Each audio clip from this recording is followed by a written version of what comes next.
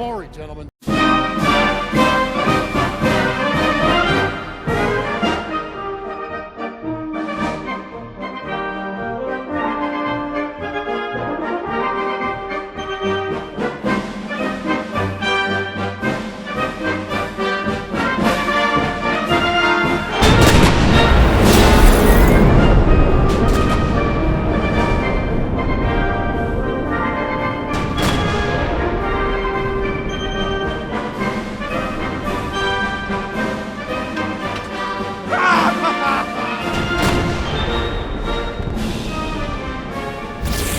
Die 8,8 cm Flak Flugabwehrkanone ist eine der bekanntesten und gefürchtetsten Waffen des Zweiten Weltkriegs.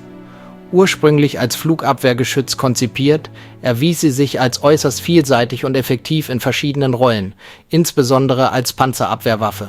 Ihre Vielseitigkeit und Durchschlagskraft machten sie zu einer Legende. Ursprünge und Entwicklung. Die Wurzeln der 8,8 cm Flak reichen bis ins späte Jahr 1916 zurück, als die deutsche Armee im Ersten Weltkrieg erstmals Marinegeschütze für den Landeinsatz adaptierte. Nach dem Ersten Weltkrieg und den Beschränkungen des Versailler Vertrags setzten Krupp und Rheinmetall ihre Entwicklungsarbeit im Geheimen fort, was zur Entwicklung der 8,8 cm Flak 18 führte, die ab 1936 in Serie produziert wurde. Die Bezeichnung 18 diente der Täuschung der Alliierten über das wahre Alter der Konstruktion. Von der Flak zur Allzweckwaffe. Die Flak 18 war ursprünglich für die Bekämpfung von Bombern konzipiert. Sie war halbautomatisch, nutzte den Rückstoß zum Auswerfen der Patronenhülse und konnte bis zu 20 Schuss pro Minute abfeuern. Die hohe Mobilität durch spezielle Anhänger und die 360 Grad Drehbarkeit des Rohrs machten sie zu einer flexiblen Waffe. Im Laufe des Krieges wurden verschiedene Modifikationen und Verbesserungen eingeführt, darunter die Flak 36 und 37. Diese Varianten wiesen Verbesserungen in der Rohrkonstruktion, von einteiligen zu mehrteiligen Rohren zur Erhöhung der Lebensdauer, den Lafetten und den Feuerleitsystemen auf. Die Flak 37 verfügte beispielsweise über eine verbesserte Feuerleitanzeige. Die Vielseitigkeit der 8,8 cm Flak zeigte sich in ihrem Einsatz in verschiedenen Rollen. Flugabwehr, ihre ursprüngliche Bestimmung. Sie konnte hochfliegende Bomber und Tiefflieger effektiv bekämpfen. Die Schrapnellgranaten mit Zeitzündern oder barometrischen Zündern richteten verheerende Schäden an. Egal was sie auslöste, die gezackten Stahlfragmente konnten leicht ein oder mehrere Mitglieder einer Flugbesatzung enthaupten oder zerstückeln. Die Folgen eines solchen Angriffs konnten selbst für diejenigen, die den Beschuss überlebten, verheerend sein. Viele wurden von The Clanks befallen, einem lähmenden Gefühl der Furcht, und wurden als tote Männer im Flug bekannt. In der ersten Hälfte des Jahres 1944 beliefen sich die Verlustraten für jeweils 1000 Bomberbesatzungsmitglieder, die 6 Monate im Kampfeinsatz waren, auf 712 Tote oder Vermisste und 175 Verwundete, also eine erschreckende Bilanz von 89%. Kaum einer von 4 US-Fliegern absolvierte 25 Einsätze über Deutschland.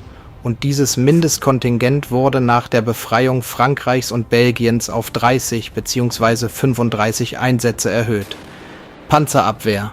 Die hohe Mündungsgeschwindigkeit und die Entwicklung panzerbrechender Munition machten die 8,8 cm Flak zu einer der effektivsten Panzerabwehrwaffen des Krieges. Sie konnte die Panzerung fast aller alliierten Panzer durchschlagen. Artillerieunterstützung. Durch ihre hohe Reichweite und Präzision konnte sie auch zur Bekämpfung von Bodenzielen und zur Unterstützung der Infanterie eingesetzt werden. Munition. Die 8,8 cm Flak verwendete eine Vielzahl von Munitionstypen, darunter Sprenggranaten, Kennzeichnung HE, zur Bekämpfung von Flugzeugen und Bodenzielen. Panzerbrechende Geschosse, Kennzeichnung AP. Verschiedene Typen, darunter AP-40 mit Wolframkern für erhöhte Durchschlagskraft. Hohlladungsgeschosse. Hauptsächlich vom Tiger I verwendet, nutzten sie das Hohlladungsprinzip zur Panzerdurchdringung. Einsatz auf Fahrzeugen. Die 8,8 cm Flak wurde nicht nur als gezogene Waffe eingesetzt, sondern auch auf verschiedenen Fahrzeugen montiert. SD-Kfz-7, ein Halbkettenfahrzeug zum Ziehen der gezogenen Geschütze.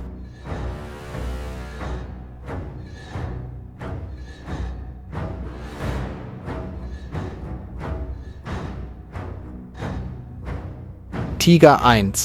Der schwere Panzer verwendete die 8,8 cm KWK 36, eine modifizierte Version der Flak, als Hauptbewaffnung.